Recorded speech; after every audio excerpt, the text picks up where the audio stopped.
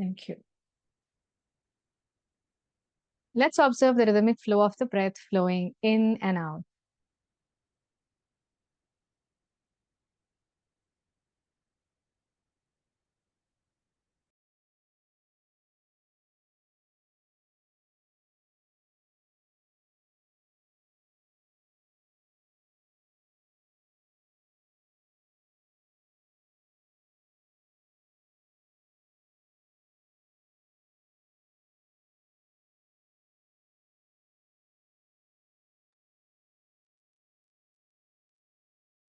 Let us chant 3 rounds of Omkar to strengthen the intention for this kids yoga class. Take a deep breath in.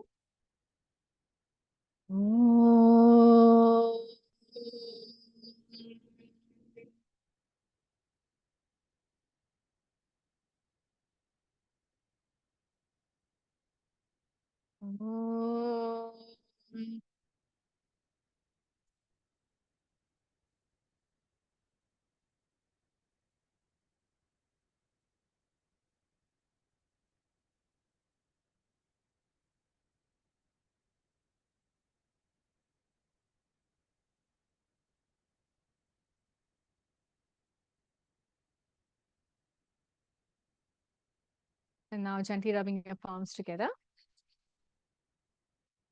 bringing the warmth of your palms on your face, opening your eyes inside the palms, gently bringing the hands.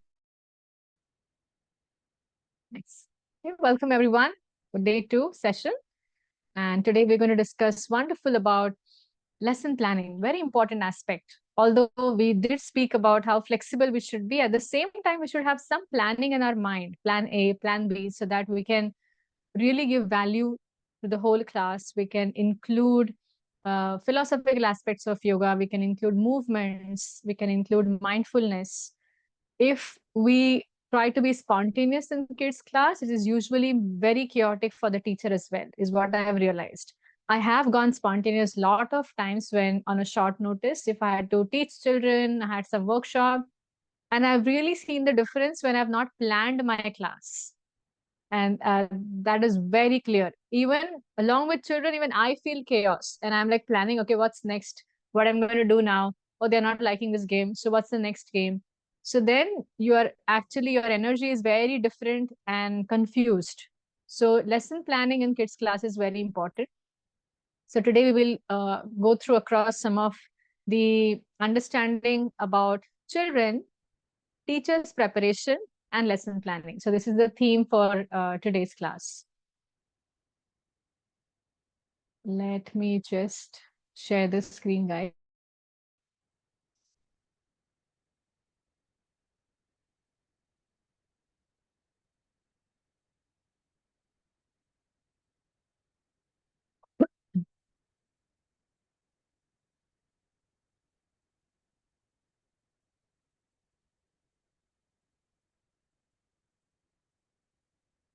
Okay, I hope you all can see the screen now.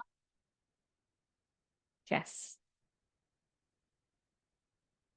So let's understand that why it is really challenging sometimes kids yoga, because children are already yogi and teaching yoga to a yogi, we learn so much. And we actually have so much of value to share and learn. I have always learned more than given in kids yoga classes. Trust me. How many of you really agree that children are yogi? One of the best examples that other than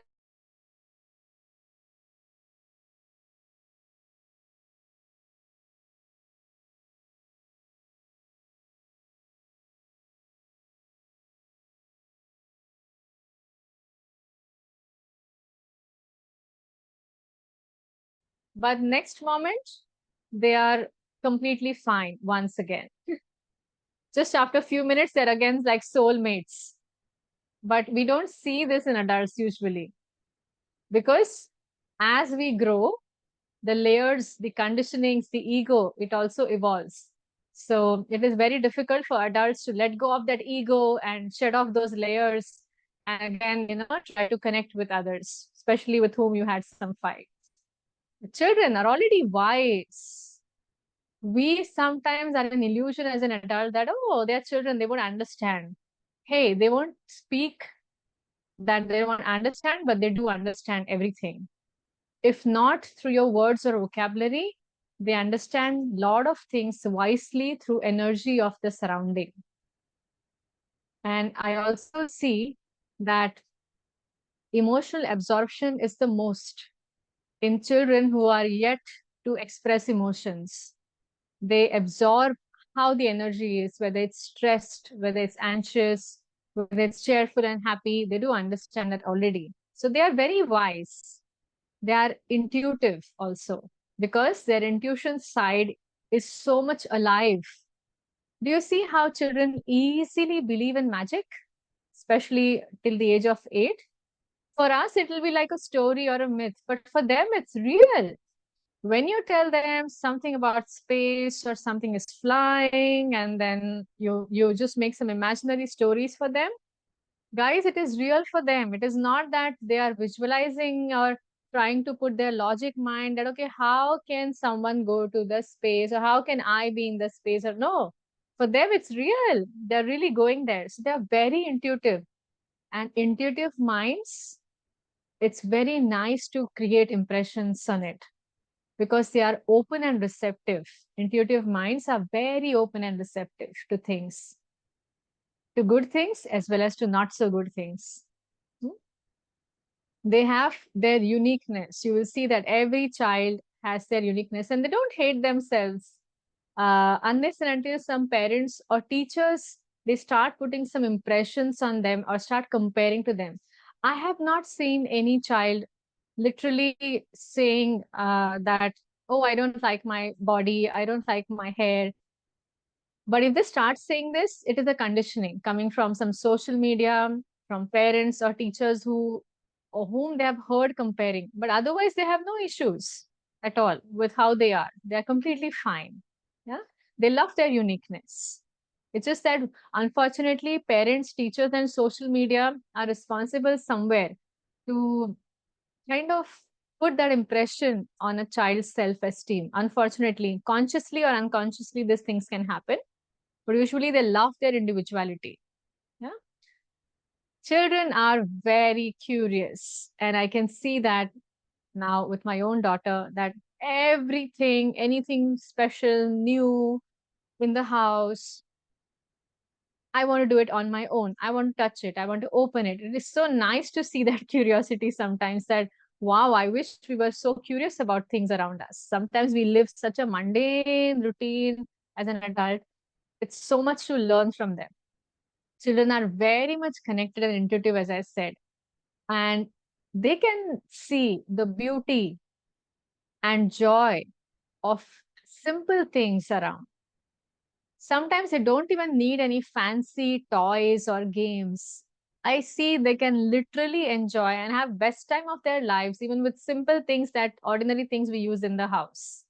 So imagine, it is such a beautiful task or a beautiful seva, I would say, to teach somebody or become an instrument to somebody who's already showing all the yogic traits. And imagine if you do a more positive conditioning of yogic teachings. Wow, what a beautiful transition, like a caterpillar to a butterfly they will have, right? So we are going to be dealing with already a yogi child. So it's not that never be a leader or a teacher in kids yoga class. Be in a mood of learner. Trust me, they teach you a lot. And as I was saying yesterday, they also teach you a lot by their honest feedbacks. And this is where you have the best chance to learn and grow. Okay, I don't like this. I like this. They'll be very open to everything, right? So we are dealing with somebody who is very authentic, and that can bring us lot of learning as well. Yes. So our role as a teacher is also constantly evolving ourselves as teachers and guides for them. We can be their role models sometimes in the class.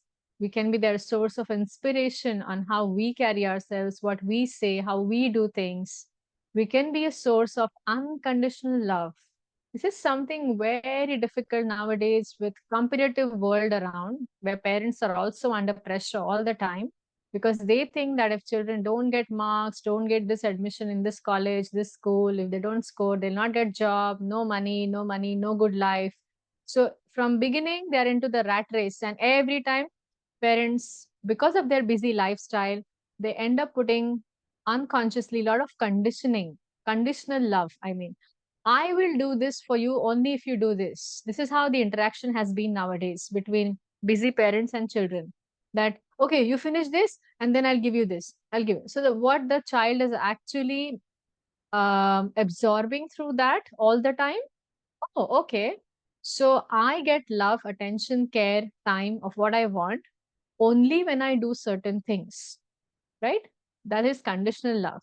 But as yoga teachers, we can really be source of unconditional love where we just sit, listen in sharing circles.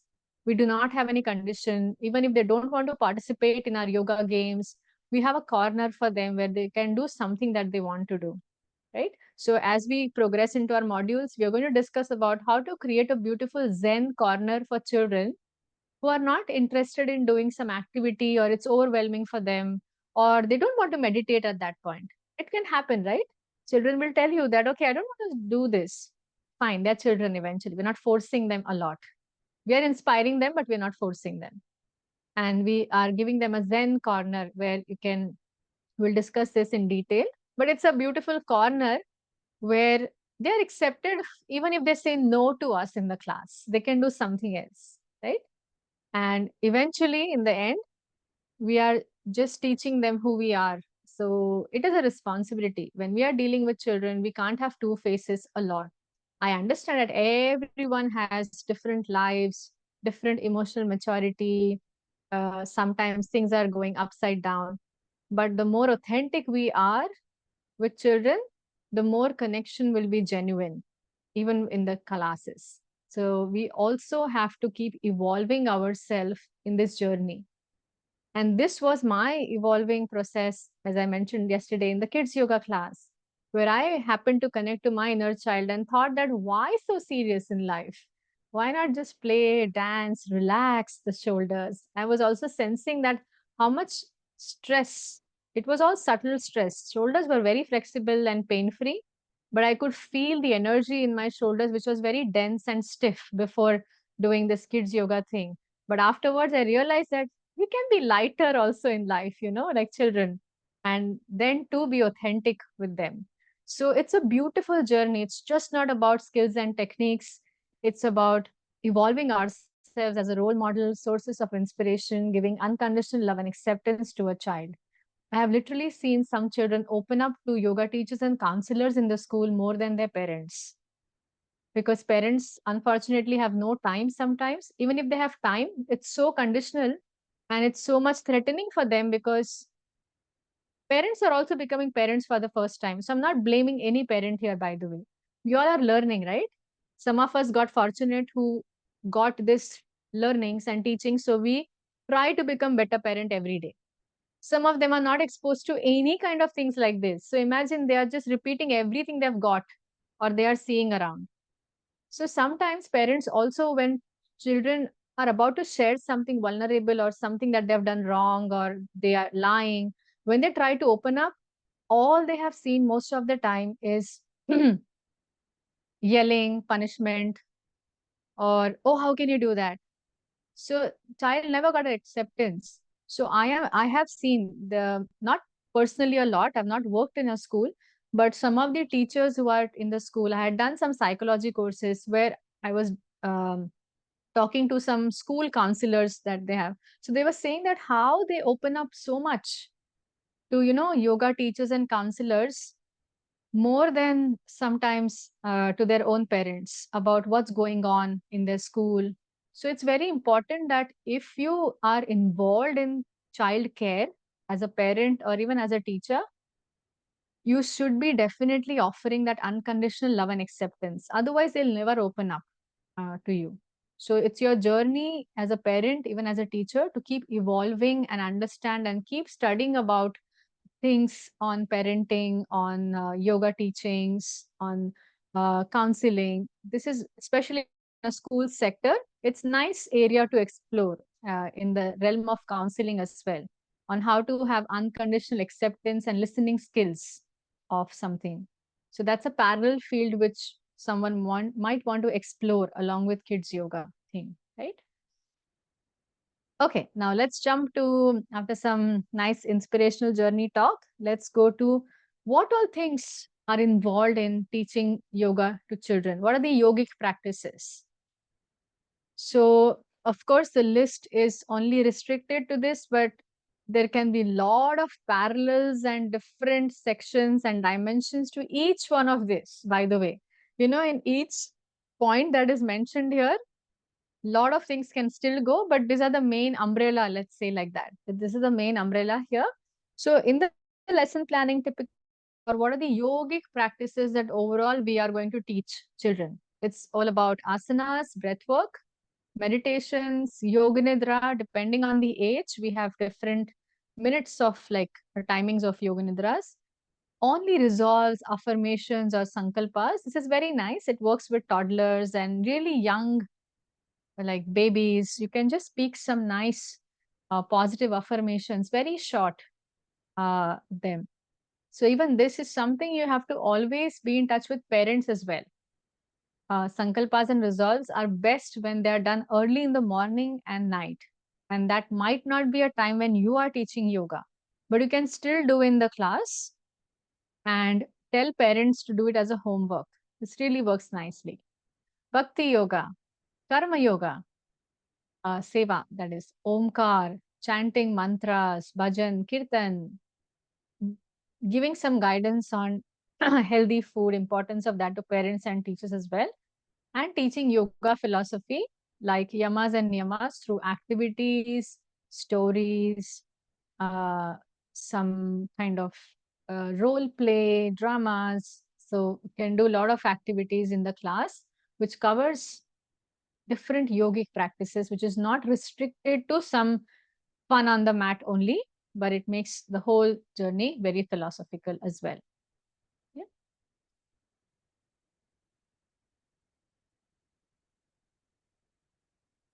Now your lesson plan will very much depend on a lot of factors. Something like this. What developmental stages children are progressing through at that time. For example, if you see from the age of 3 to 7, they are slowly learning to be more independent. They are gradually developing some social skills as well. And they are also uh, learning language, symbol, representation, what some symbols represent. So they are learning slowly, all of those things. And gradually, as they progress, you will see that their motor coordination, balance is improving. Their vocabulary has improved now. Their social skills are great. Where I'm saying every child is different, but I'm just saying overall, gradually, then there is more of the peer peer pressure, I would say, that post certain age, like 9, friends are more cooler than teachers and parents at some point, especially post 9 and 10. So at that time, depending on what stages they are, we can purposely include some practices smartly so that there is more balance and nourishment to all the developmental stages. So this is something we have to consider when we plan a lesson. So this, of course, we will go through in detail when we cover up each age group and their developmental phase. Okay. How to structure a lesson plan will very much prominently. We might not always focus a lot on developmental stage as such. That is just for our understanding, and that is not the only foundation for lesson plan. But I think the more proper foundation would be the age, because it will correlate a lot of things, even the developmental stages, physical capacity, emotional understanding, mental resilience, all this, it is easy to grasp through the age of the child. So always your lesson planning, I will be sharing one sheet with you, which is a template for lesson planning, which has, like, which is an easy access for you to write down the age of the child or the group, overall general age of the group, what are the props I'm going to use in the class, then what is the structure of the class, and the list of practices. So that really helps, especially to the beginner teacher. If you use that structure, it is very clear, like a bird's eye view of everything that you are doing, right? And you need to understand very clearly that what practices are appropriate for each age group and which are not. As we discussed yesterday, inversions, although easy for even younger children to do, but they can't balance sometimes. They topple to the side, left and right. So inversions and some handstand, or we call a practice called as donkey kicks, which is preparation to handstand. So all of these things can be taken when they have better motor coordination, right? What benefits are you looking forward to? What is your goal as a teacher, as a parent?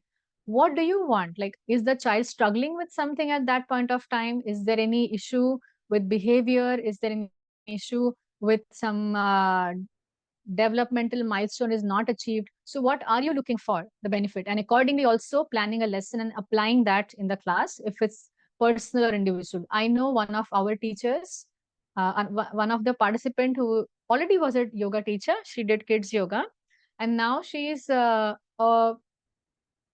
a part-time job. She has her own business and things like that, but as a part-time job and a passion, she is training person. She's a personal trainer, as they say in Germany, to a child who has autism. So this is also a lot of, in some of the schools, they especially hire this kind of teachers who have some expertise in dealing with children with special needs. And there her lesson plan looks completely unique and different, right? Because she is personally trying to understand the developmental stages, milestone, capacity of that child, and then accordingly planning the lesson. So if it's sometimes one-to-one, which is happening nowadays in some schools also, where if teachers and parents identify some kind of different behavior at that time, if what is needed, accordingly we can also give to that child. Hmm? And of course, our goal all the time, whatever lesson plan we design eventually, is that how can we apply yoga as a holistic approach to the child development. So it's not just about movement and breath work. We can see how we can really enhance the personality of the child through Panchakosh. In lot of my classes, I've already spoken a lot about Panchakosh. So I'm not uh, putting much emphasis on it right now. Of course, at some point, we will be seeing that how our Panchakoshas are also nourished through this. We will also speak, which is usually not a part in the past, but now I've included in this syllabus on chakras and children. You know, the developmental phases of chakras are so much correlated with the different age group of children too. So we need to also plan a lesson where their whole personality, even subtle body, pranic body, mental sheath, all of that is nourished regularly. So these are the foundation on which our lesson plan is dependent. Something about setting up the space now. Okay. This is very like understood, but still we will just revise it. I'm sure you all must have already have some idea on how unique we can create kids yoga space. So if it's a studio, I mean, some nowadays kids yoga is happening a lot online, so we don't have much say here. But if it's your space where children are coming, then you have a lot of options which you can play around. Or if you're a teacher in some play school, and if you get a chance to redo the room, you can keep certain areas in mind here. So of course, we want this space to be more open, comfortable, and safe atmosphere in terms of even furniture or something like that. Because I've seen when I take online classes, I literally see children next to the edge of the sofas and bed, and they're doing some inversion, and I really panic here sitting sometimes because no parent is around, and I'm literally seeing on the screen that the child is next to really heavy bulky furnitures and is doing yoga. So I then tell them that can we go away from the sofa or the bed edge that you have. It may be soft, I can't see so much online, but it's good to give those instructions online or offline to stay away from some tables or furniture, or if there's heavy objects on the top. So we have to be mindful of all of that. The best is to have nice open space, risk free. I personally do not like too much of stimulating bright lights. Too much. Little bit is required if the room is very dark. If you have a good natural light, nothing like it, it's nice because it does not overstimulate children. Sometimes lot of bright setup can overstimulate the child and he will not be able to calm down in the class when the time is of meditation or mindfulness.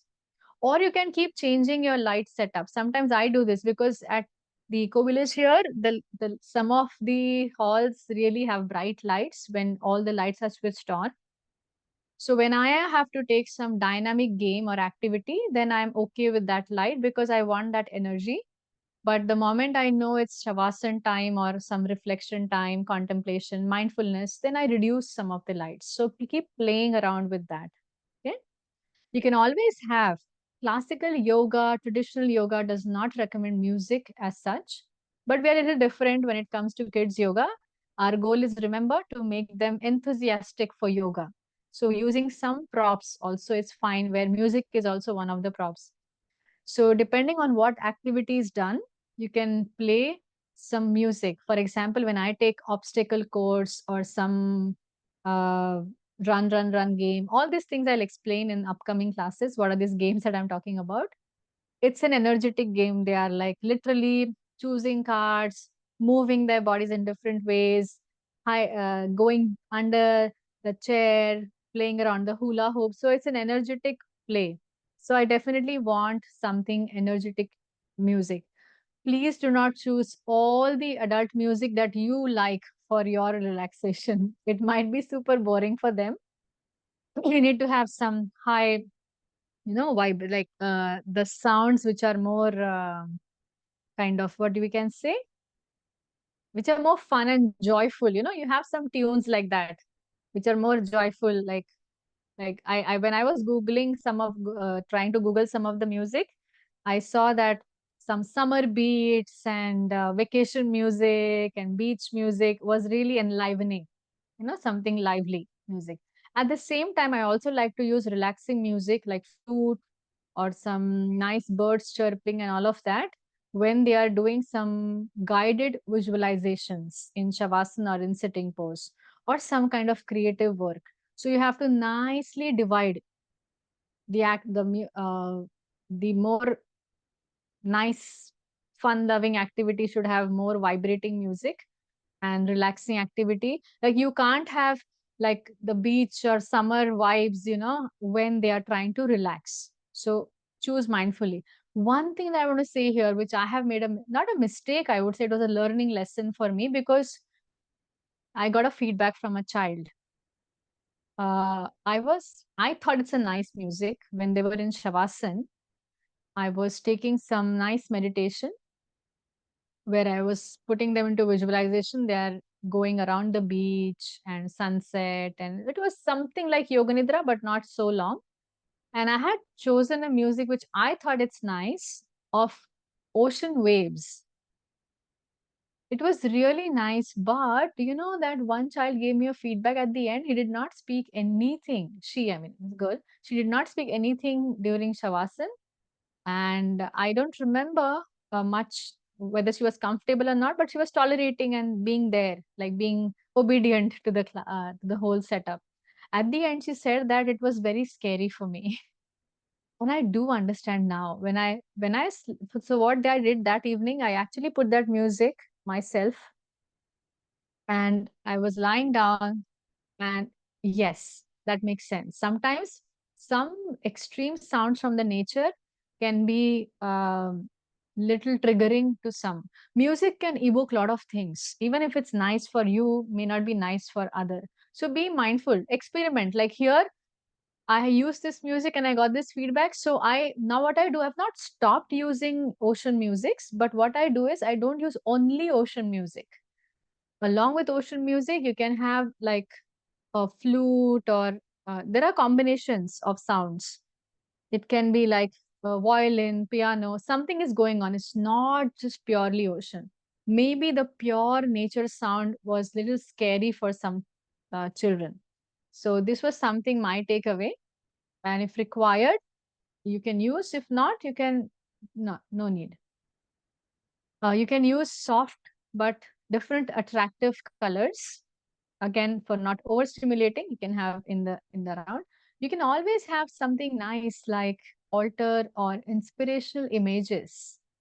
What we like to do sometimes when we are teaching kids yoga in different rooms, you might not have this fixed altar and fixed color and all of these things that I'm talking, but we can create altar or some inspirational mandala. It's also like an altar only for me in a way, in the center of the room. This really helps in keeping the focus active for children. For example, usually you will see, as I'll explain, different age group sitting setups. Mostly till the age of 8, we sit in a circle, and teacher is part of the circle as a friend and not outside or inside to instruct unless and until needed. Usually, if you're doing something, we are along with children. So when we are sitting in a circle and when teacher is saying something, story or explaining something, or just otherwise when all are in the circle, some mandala in the center. And this mandala can be inspired from nature also. What sometimes I like to do if children are like 6, 7 plus, and if it's easy access to garden or nature around, like we have in GEV here, hmm, I ask them to go out and collect whatever they want from the nature. Like it was very interesting for me what one batch did. I'll tell at the end. First I'll explain what ideally this mandala should look like. Usually what they get is some nice flowers, leaf, grass, everything. So when they come back, then we all together decorate it nicely and make a nice kind of a mandala design out of it with all the leaf, grass, flowers in the center. And that is their altar which they made. So this was really nice what they did. But I'll tell you what one batch did, and it was so unique. Of course, they had no clue that I am inspiring them to do altar or mandala for more focus. But for them, they were on some mission, looks like. They were already so evolved uh, children, for sure. I'm sure the whole group. I asked them, go out and bring anything that you want, and we will be making a small centering mandala with that. They went out, and do you know what they got? They got all the plastics, dirt, dirty things, like they got small plastic bottles, caps, chocolate wrappers, wafers. I think it was a crowded weekend, so they found it a lot.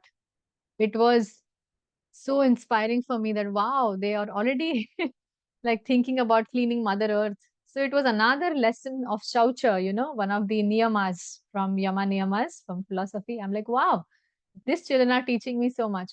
And we actually kept that in the center because I wanted some mandala.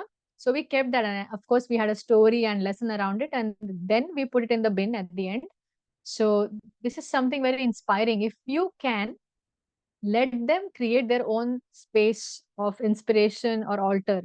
Or you can have an altar already set up and let children decorate it in the class before the beginning or sometimes as an activity in the class. Okay. You can have a separate room or a classroom that is already in use.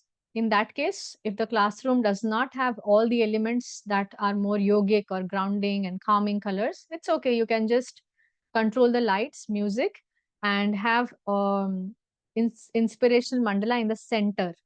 That really helps. I think even for adults, I was just having this inauguration ceremony of our teacher training program 3 days ago, and one of our co-teachers was setting up the space, and we had a discussion on that, and he put a nice mandala in the center with leaf and flowers. So the time when other teachers were talking and while there was a buffer time, your attention really goes sometimes nowhere here and there. But trust me, it was so inspiring to have that thing in the center. I could see many students as well as teachers, especially I was, at least I know, when there was a blank time or there were some things going on in the room, some talks, I was really focused on that centerpiece unknowingly. And it was keeping me calm and grounded, and I was just feeling comfortable even with the new energy in the class. Usually, I don't say this in front of them, but I can reveal it to you. You all are my kids yoga students. I do feel different energies, especially when it's a new batch. It's very dense energy because everybody's anxious and everybody's thinking what's going to happen. Everybody's worried. Everybody's tired. So energy is not, they are enthusiastic also. It's very dense basically. I'm not saying negative or positive right now, but it's very dense. Nervousness is there and I can feel that. And that takes on me sometimes. I feel that I'm also feeling little, just little anxious because it's a new class. And at that time, I realized that how that mandala the other day helped me so much personally. Just looking at it, all that, like most of the times when some other talks were going on. So that really helps children also who have issues with focus, who really get distracted easily around. Having something in the center is must in the class for kids yoga. So you can decorate it with anything, their craft, their leaf, flower, whatever you have in the nature, or you can make it some origami or craft in the class if you are comfortable with that, right? Obviously, having said that, the atmosphere, the temperature should be comfortable for children, not too cold, not very suffocated in a small space. It should be quiet also, not very noisy around and clean. Very important as a teacher, ensure that you see everyone in the class. That's why I like the circle setup. You can actually be a part of the circle and you can literally see everyone around, right? You can have props in the class, which I showed you yesterday. And as we discuss more activities, I'll also personally show it how to use that prop. So you should have a prop station and a separate yoga station. A separate yoga station is the Zen corner that I was talking about, where if someone says in the class that I'm not interested, I don't want to do what we are doing right now, you don't force, you don't punish, you don't give them like a strict timeout. You do give them timeout because at the same time, you don't want that child to disturb others who want to do it, right? So it's a very positive timeout where nobody's feeling threatened or offended or punished. All right, I see that you're not ready right now for this. Then I have this things at yoga station. Maybe you can try whatever you like to do there. This is very important. Here we are breaking a pattern of our regular education system. You know how children are literally dragging themselves to every book and subject that they don't like sometimes. Happens in our yoga TTC also, to be honest. There are some children, sorry, some participants who don't like technique classes. Some participants don't like boring, slow asanas. Some people want dynamic. Some people do not like when we take something dynamic. They want slow. Some children, some participants don't like philosophy classes because they feel it's going all bouncer. I mean, everybody has different bandwidth, capacity, exposure to that, but they have to go through everything. Typical certification education setup. Kids yoga should break all these norms now and make this space so comfortable for children. All right, we're not spoiling them here, but we're just giving them time out. Fine, you don't want to do this game right now? Fine, here is a corner and do it. We will discuss in our upcoming classes what can be your yoga station, how it looks like, what all things you can keep there to engage them. And the way you tell them, this has worked in most of my cases where children had asked for timeout, go to yoga station, but they see the game is going so interesting, slowly they come back. Then, okay, now I'm ready. I think I want to participate. So whenever a child says that, hey, I'm not ready for this, or I don't like it, or something, they are like kind of breaking the discipline or making some chaos in the class. You just tell them, oh, we are going to do this amazing activity or game, but looks like you're not ready for it right now. Here you go. You can do these things. And then the child goes there and then we start that activity. I see that even the same child who showed disinterest slowly becomes part of the whole thing again. This happens majoritatively. Yeah. So you should have props for sure to keep the whole class very attractive and interesting for them. Yeah. Get creative with online classes too. So what you can do in online classes, sometimes if you have a scope and bandwidth, you can change the background when you're teaching. So this was not part of my course many years ago, like with online. But nowadays, I'm seeing that everything is becoming online a lot, including kids yoga. So why not? Fine. If it is, then we still make it creative. I use some pictures also to share with them sometimes. Uh, We will discuss this again in our upcoming classes for age group 5 to 7. We have a lot of activities that we do online. So I have a separate folder where there are some pictures, where there are some partner poses pictures. So we share the screen the way I'm sharing the PPT right now with you. We share some pictures with them. So we don't take a bland, plain class where they're just seeing the screen all the time and doing something, but we can make it more creative also by showing a lot of visuals. Or even I have seen some teachers when they submit their assignments to, I've seen them getting really creative if they know little technical know-how. They change the background completely, make it very animated, like jungle, you have a tree, monkey, and then they're talking and sharing a yoga story. So even that can be done. Nowadays, it's very easy. Or using some apps and some green screen, sometimes they use. So you can do that as well. Right? Some reminders before practice. You're going to laugh, but this is really important. First instruction, go to the bathroom before class. You know why? This is very contagious and funny. I've seen this. When one child wants to go to bathroom, I don't know how many of you have had this realization as a teacher, everybody suddenly wants to go to the bathroom. And it will disrupt your whole flow. For example, you are intensely teaching some, trying to take some game and you're already into it and you are like enthusiastic more than the student sometimes. And suddenly one student will say, I want to go to bathroom. 80% of the class would want to go to bathroom then, especially with age group up to 5 and 6. So of course you don't say no to anyone, even if they in the middle say that they want to go to bathroom. But usually you can train them that okay, now it's a yoga time. So if you want to go to washroom right now, we go to the washrooms. So setting some rules in the beginning can really help in that matter. Every regularly you keep doing that, especially with younger age group.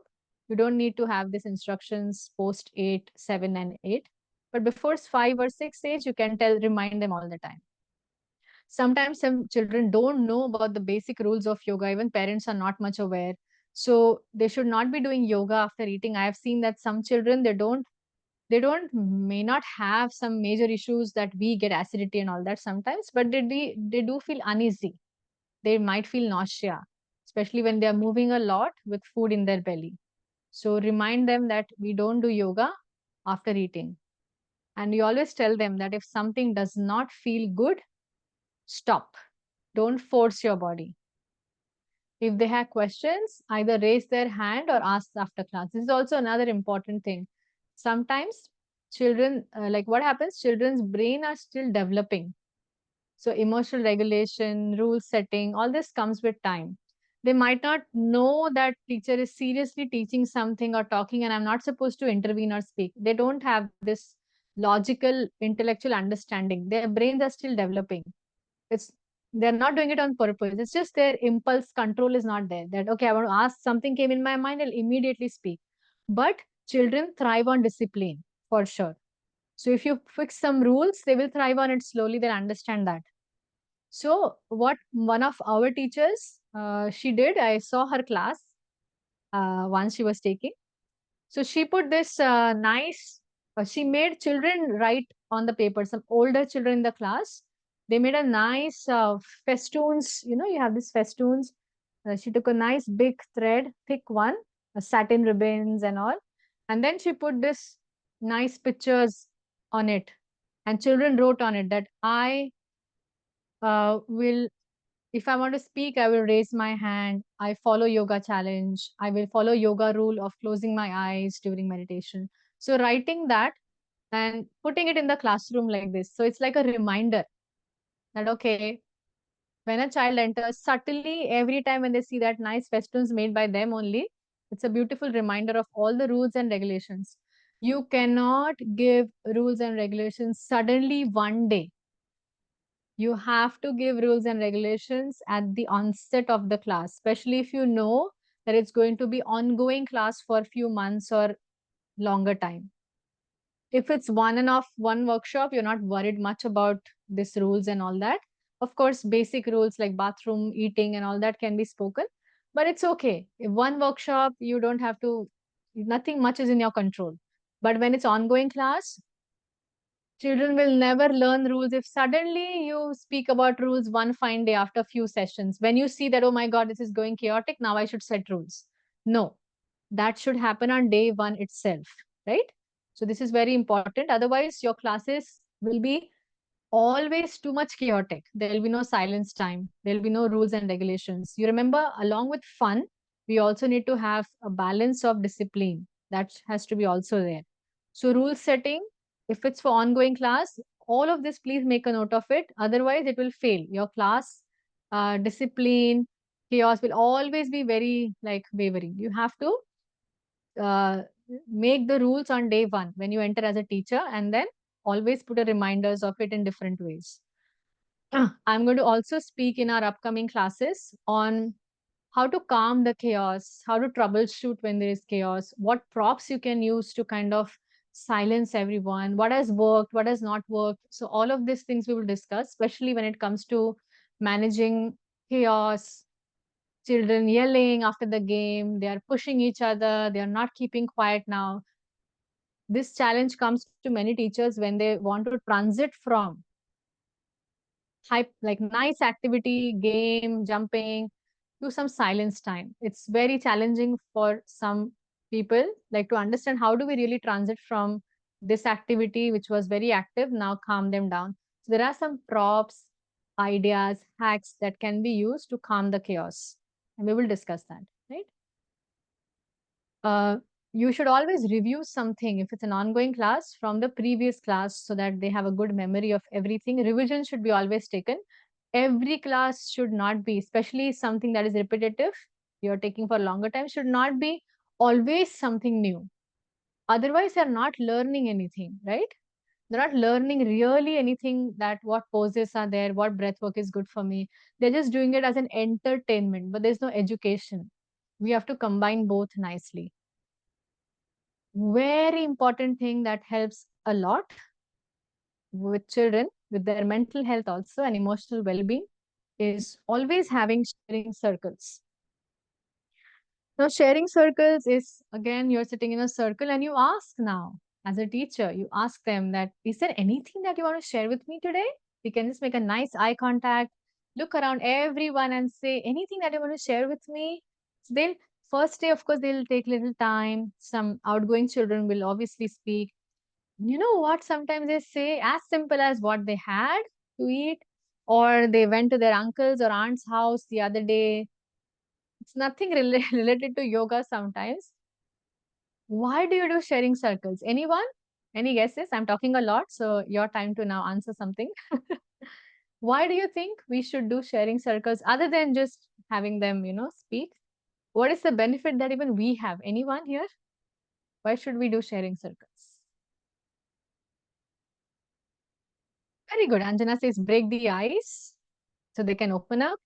Very good. Rapport building. You all are right. But there's one more practical reason. We can understand their problems. Okay, you all are really, on the children's side. I'm right now talking from a teacher's point of view as well. But you all are absolutely right, by the way. They will not. Should I answer now? What was in my mind? You all are right, of course. This is very important and most important. They will not speak in between all the time. Otherwise, I have seen children live when I did not do sharing circles. I have seen suddenly a child will remember something out of nowhere in some of the pose and start talking to you in the class because you are being nice and rapport building, right? As a teacher, then they don't have rules also sometimes. This is another problem. By the way, boundary setting does not happen because we are very cool teacher, right? We are trying to be not strict. We are having like the something like nowadays people talk about gentle parenting versus traditional parenting. Same way, what are we doing? We are also trying to break that, typical education thing to more cool education, open, co-creating the class. There are high chances that children will take you on a ride because of that. Because you're not at all, you're very easy. You don't, you're allowing them to say no. Can do anything. They can jump in the class. This can go overboard. So usually what happens, sometimes some children out of nowhere, you are in some activity fully, they'll start talking about how they went to their uncle's place and auntie's place. They have this energy, they want to talk. So you channelize it. at a right time.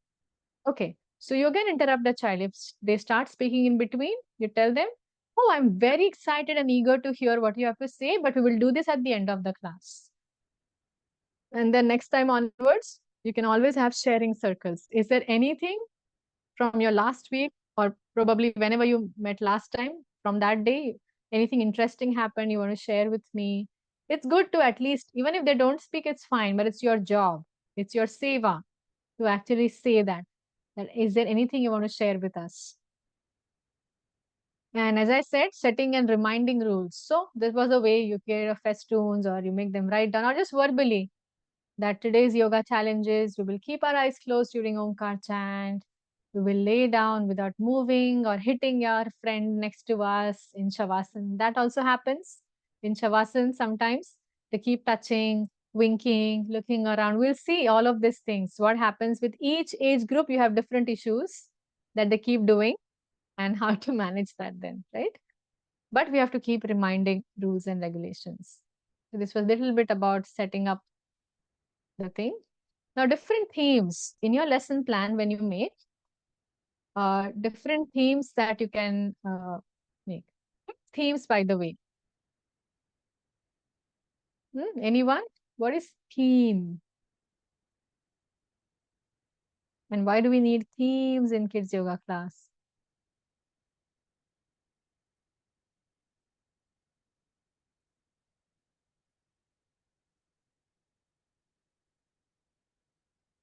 Anyone? Themes?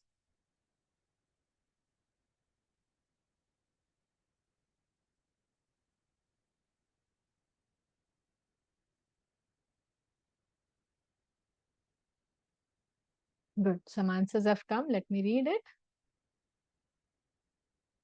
More aware of the environment. Something relatable like nature or quote. The time of the year. Themes help students to understand the flow, or a central character. Very good. So what you spoke is all about different themes. And what is theme actually? It's a subject of today. Simple language. It's today's theme. My subject for today is going to be this. And then it can be, as you have written, it can be a character, it can be the time of the year, festival, season, and some. This is very interesting. This makes your class really enlivening, interesting, innovative. You can bring some different elements in the class. So it makes it really nice. And themes are like endless. Oh my God, what to speak? Themes are endless for children. In fact, in the resources that I share with you, I also share some of the books that are really good for your further study. In that, there's one book, forgot the name right now, to be honest. I think it's Go Go Kids. Forgot the author though, because there are a lot of books that I've listed there. So in that, her whole book is about themes and classes. She's not mentioned about poses as such, or photos of poses. Only it's a book about yoga themes. It's really nice. And everything is explored right from festivals. Of course, that book is from the different country, not India. So some festivals like Christmas and Easter and all of that are mentioned. But if you're in India, you can also consider a lot of festivals celebrated here, right? So themes are very powerful. You can give lot of takeaways from yoga philosophy, or from big umbrella of yoga world, through themes sometimes. How do you teach about something like gratitude, kindness, uh, patient, all of these things, peace, love, discipline? Yes, very nice. Yeah, so Sham is giving some examples there. Empathy we can teach by open heart chakrasanas, self-discipline with lot of warrior poses. Amazing. Yeah, that's how you put theme. How theme should be? Theme should like look over your entire class like a garnishing that day. Imagine you're making a dish. Yeah. And you can garnish that dish with your theme. So you can have a sequence, and if you have some theme in mind, let those asanas, breath work, everything revolve around that theme. For example, just I'll give you one example. There are lots we will discuss in future. So as I said, theme can be an inspirational quote, it can be a word, theme can be for that particular class, or it can go over classes. And theme can be inspired from one asana, or overall it can be a theme wherein you can relate some asanas, right? You can teach that theme in different ways. Now, fun theme I'm talking about. This is not something philosophy or discipline or something. Sometimes with toddler, no, I would not say toddlers, but 3 to 5 age group, sometimes preschoolers, that kind of age. I like to take birthday theme. They have fun. And especially I do this when I know someone has their birthday close by or birthday is there in the class. So we start with our warm up where we are making the cake. I'll show you all of these things in our upcoming classes when we do talk 3 to 5 age group. Making the cake, balloon breathing, candle pose, clapping, some songs. So everything is revolving around, creating a beautiful party. But in that note, like just we are celebrating birthday in the class, we are doing lot of poses, breath work, and movement and games which are revolved around birthday theme. So this is very interesting for children, and it does not make them lose their interest in the whole flow. So sometimes themes are really essential and important. And here are some examples of some themes. Just this is a sample. In the next slide, you have list of themes also, just for your reference, and that list can be endless. You can add more to it. So themes should be something enriching to the child's developmental phase at that time. For example, a 3-year-old theme cannot be change is good, life, nature, gratitude. There's yet to come to that phase, right? So the theme has to be also wisely designed as per the age. For a 3-year-old, as I said, it can be some farm, animal, birthday, or shapes and colors. Very easy for them. Yeah. Poses. Now, for 4-year-old, you can take a theme like poses that start with the letter L or M or whatever, and doing those poses. Hmm? Be kind to animals. Fun. Now, see how we are evolving slowly with the age. We include more subtle values and qualities in their life. Before it was very factual, what they can see through symbols, big colors, pictures, but now subtle elements like kindness and all for 5 to 6. Then giving to others is more rewarding, like giving attitude 7 to 8. Then gratitude for 9 to 10, and transformation, evolution, change is good for 10 plus. Just examples here age wise that how we are doing that. These are some theme ideas, by the way. You can just quickly go through it, like compassion, peace, generosity, non-attachment, letting go. This is exactly like how our yoga philosophy class looks like, with subtle anatomy, yoga philosophy, therapy, healing. We talk about this a lot, all of these things: inner strength, intuition, letting go, uh, courage, gratitude, friendship, non-violence, balance, power and strength, smile more, confidence, friendship. So these are some of the beautiful ideas or themes that can be part of your kids yoga, well as your adult yoga as well. Why not? Right? Okay, coming to the main component of the class, opening of the class is around 5%. Now, why I'm saying percent wise here? Because depends on what, like how long the class is, whether it's half an hour, 45 minutes, or 1 hour. 45 minutes is good enough. So opening is 5%, warm-ups are 10%. You can take Surya Namaskar, asanas 50 to 60%, breathing and relaxation 20 to 20%, and then closing. All of this also has lot of sub elements to it, which we will be discussing in upcoming classes. So this is just an overview of the lesson planning, but if it's a full class, right? But there are more to it. For example, asanas can have asana in the form of story, one group pose. You should have one group pose also, like everyone coming together, some partner poses. So asanas has more, sub components to it. Breathing relaxation will also have some sub components to it, like mindfulness or visualization, meditation. So, breathing relaxation, you'll have more subcomponents to it. And then, of course, closing is there. Closing can also be done in varieties of ways. But this is a general umbrella of the lesson plan.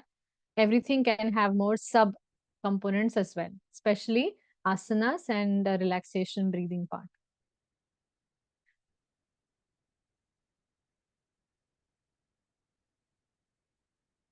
Okay. So in the end, we'll just discuss in the next week, we'll discuss about how, like, we will be starting on discussing opening the classes, how to take Surya Namaskar for each age group. So we'll start like that. So what are the other things that you need to keep in mind, which we already have little bit we have discussed? Over plan, right? Always over plan. Even if you think it's just a 45 minutes class, try to do it more. You will be finding it very useful. Don't be afraid to toss out the lesson plan if it doesn't work. Write down your lessons, create a collection. This is very helpful. I had done this, and that diary still helps me a lot. Whenever I'm in like a spontaneous thing where I have to suddenly I got to know I have to take a class or I did not get time to prepare, from my previous collections, I just take a glance and it's so helpful. I just get the ideas. Okay, I can take this, because you are going to learn so many activities that sometimes you'll be lost. Okay, what do I take? How do I implement? How do I put it together? So it's nice if you can create a lesson plan collection as a folder and keep it with you. And you can always, you don't have to create every time then. You can always refer back, right? Very important. And I love to reflect on this always. Remind yourself, why are you teaching children? What is your goal? And what do you want the children to learn? This will give you a very clear idea on that lesson planning. This goes wonderfully with parents too, that when you're sharing some yoga lessons with your child or you're teaching professionally as a teacher, connect with this goal all the time. It will give you a very clear understanding and purpose.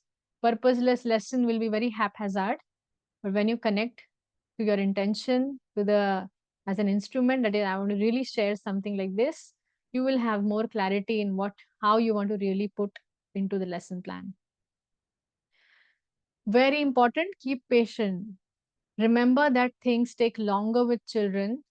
So time your lesson approximately. I have gone through this like as an initial teacher for kids. It took me little time to understand that sometimes you have to keep repeating things again and again. Or sometimes the same story goes on for like 2 3 sessions because they're still not able to absorb the whole information that you are sharing with them. So sometimes I thought that my story will get over in a session. It has taken 3 sessions. So slowly you will learn this, that I have to time it accordingly in such a way, giving them lot of time. Sometimes we plan as an adult that I'm teaching adults and they'll understand quickly. Sometimes it might take longer for some children. So we need to have that understanding of how much timing I'm putting for each thing approximately. Hmm? Okay, now see, completely contradictory statement. You don't have to have a lesson plan all the time to teach yoga. Isn't that nice? Especially why I'm saying this, because um, you can also teach informally. You don't have to plan 45 minutes classroom and all. You just see children, 5 6 children playing, and you can go and start sharing and teaching something with them. That's also completely fine, right? Include different learning styles. We will see this in upcoming classes. Learning styles means children, this is something coming from the concepts of schooling, how they teach kindergarten, preschoolers. There is this concept of learning with hook pattern. Hook pattern means attaching hook to something that you already know. So, for example, I already know table, right? And now I teach them table pose. They already know the furniture, the object table, and I'm attaching hook to it. This is called as hook learning.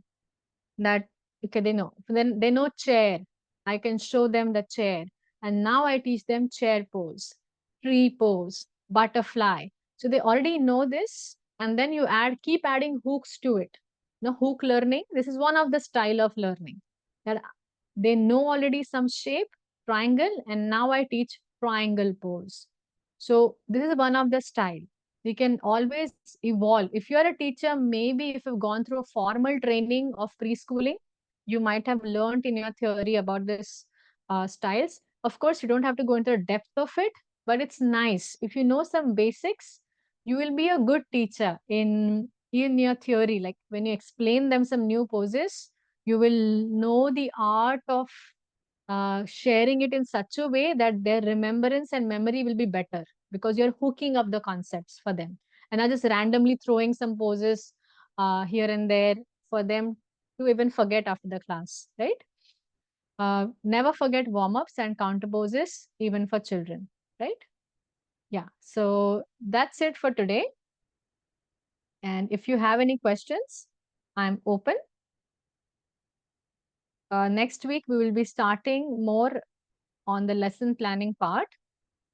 Plus, we will go through the each aspect of lesson planning, like how to open the class, what is warm up, what are the different types of warm ups, different Surya Namaskar for different age groups. So we'll explore this with each age group now, starting from birth to 2. That will be our next session.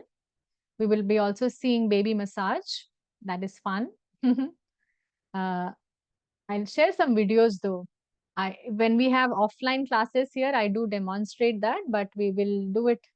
I have some video online which I can send. We will discuss mums and bubs yoga in the next class, where as a new mom, because 0 to 2 means even baby is just maybe 3 months, 4 months, 5 months, and mother is already missing yoga by now. So it is good. Mother and baby can connect and still do some nice movements. So there are some lot of videos and stuff like that we can share. We can discuss what can be done in mums and bubs classes.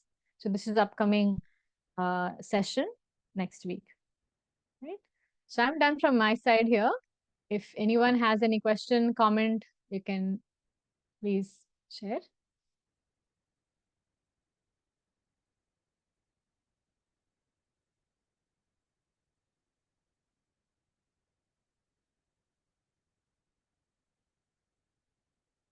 All right. If there are no questions, I want to thank each one of you for your enthusiastic participation.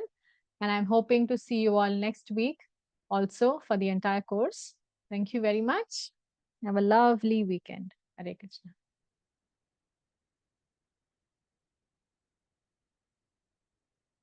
Thank you, everyone. Bye.